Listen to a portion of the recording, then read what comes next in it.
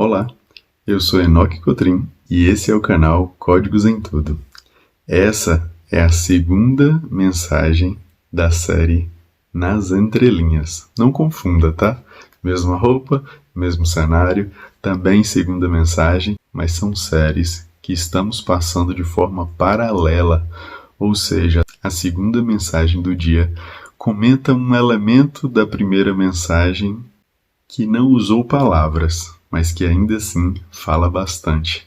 E o elemento de hoje é essa camisa, que é um gráfico, né? Uma grafia que lembra o Super Pai fazendo menção ao Super-Homem.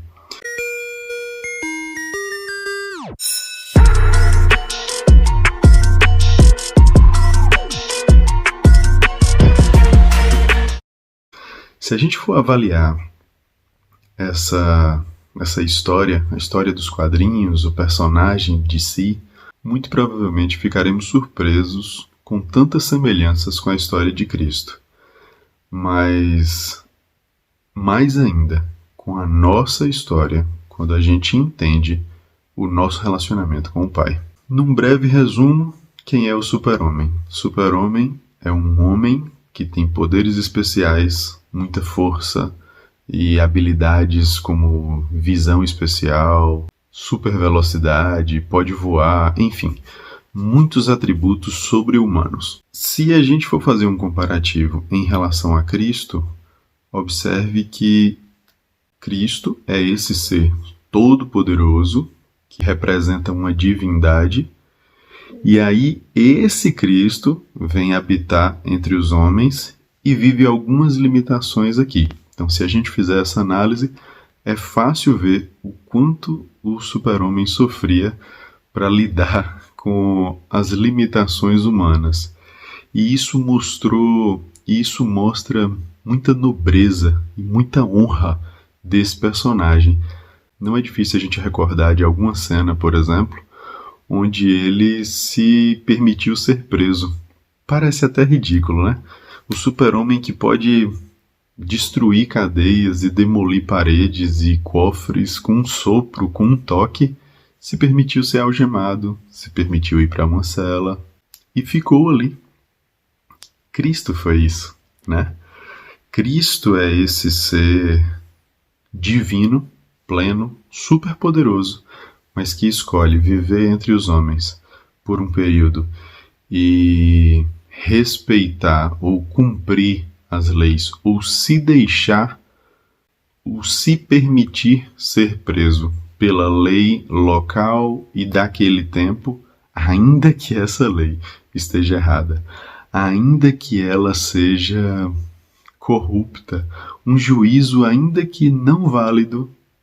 Bom, se é isso que vocês querem, eu estou cumprindo essa sentença. É o posicionamento dele, mas muito mais por entender que isso é sacrificial e fez por amor de nós. Mas a segunda leitura dessa história é a que eu mais quero explorar. Se a gente pensa que nós, enquanto filhos de Deus que somos, por reconhecer essa paternidade, nós muitas vezes somos como o Super-Homem, antes de saber quem ele de fato é. Porque é claro que as histórias desse personagem têm algumas variações, e nem todas elas vão contar a mesma coisa. Então eu vou trazer alguns elementos e citar a versão que eu estou trabalhando, digamos assim. A princípio a gente entende que os pais do Super-Homem enviaram ele numa cápsula porque o planeta estava sendo destruído, e a cápsula acabou caindo aqui na Terra. Ok, aqui um casal adota esse jovem e trata desde muito criança como filho deles, né? E não necessariamente isso é dito na infância ou na pré-adolescência que ele foi, entre aspas, adotado. Ou ainda que, quando essa informação é dita, é poupado os detalhes de que ele chegou numa cápsula extraterrestre, por exemplo. Onde é que eu quero chegar com tudo isso? Esse ser que tem superpoderes naturalmente toda família percebe a força sobrenatural que ele tem. E alguns comportamentos estranhos e uma resistência também a ferimentos fora do normal.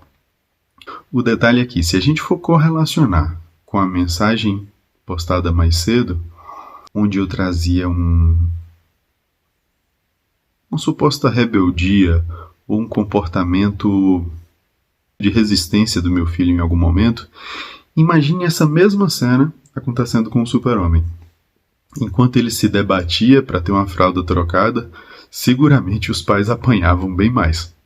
Que à medida que ele cresce, também cresce a força. Mas o cenário todo limita ele como um humano. Então, ainda que ele tenha uma super força e uma super resistência, ele não vive como um super-herói. Ele continua vivendo como um humano, porque a crença dele limita ele. Vamos imaginar uma cena onde ele quer fazer muito esforço, onde ele quer levantar um carro, um trator, ele quer carregar, ele quer ir para uma batalha, enfim. A mãe dele, o pai, a namorada, se tiver, todos vão estar, cara, não faz isso, é perigoso, você não sabe o que pode acontecer. Por quê? Porque ele não conhece a essência dele. Mas aí, em algum momento da história, ele vai encontrar toda a verdade e vai saber que ele não é um simples humano, e então ele vai poder acessar toda essa força quando ele entende quem é de verdade o pai dele. E isso é precioso, porque quando nós entendemos quem é o nosso pai, e é muito além do que esse pai biológico que nós temos aqui na Terra, nós vamos acessar uma força e um poder indescritível. E mais do que acessar, porque tudo isso já está dentro de nós, nós vamos conseguir acessar seguros de que isso o é de fato. Conseguem entender? Não é sobre ter a força, mas saber que tem a força. Não é sobre poder voar, mas saber que pode voar. Porque desde a infância, desde a adolescência, o personagem ele já poderia voar, mas ele não voava porque não sabia que isso era uma opção, até descobrir que ele não era um ser normal e que ele tinha que desenvolver isso melhor. Mas se ele descobre isso sem identificar de onde ele veio, quais os valores desse pai que o gerou de fato, ele pode ser uma pessoa rebelde, revoltada e usar isso para o mal. Para acessarmos então plenamente tudo que já está em nós, para descobrirmos tantas outras coisas já plantadas e projetadas para nós, a gente precisa saber de fato quem é o nosso pai.